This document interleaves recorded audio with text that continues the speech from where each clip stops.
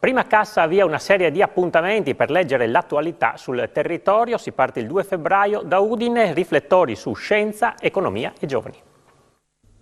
Giovedì prima di tutto. 9 appuntamenti per tutto il 2023, ogni primo giovedì del mese, per offrire al territorio l'opportunità di approfondire i grandi temi dell'attualità sociale, culturale, scientifica ed economica.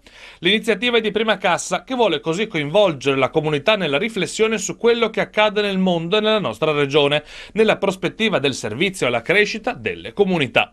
Confidiamo, ha detto il presidente di Prima Cassa, Giuseppe Graffi Brunoro, che possa essere un ennesimo tassello dove le persone di un territorio danno corpo a un noi, voi, insieme, che può fare la differenza. Si comincia il 2 febbraio al Cinema Visionario di Udine con una riflessione a più voci sulle nuove sfide per i giovani, le associazioni e il volontariato. Ci saranno il regista Matteo Leotto, il giornalista Giuseppe De Filippi, la presidente di Progetto Autismo FVG Elena Bulfone e il professor Francesco Pitassio dell'Università di Udine.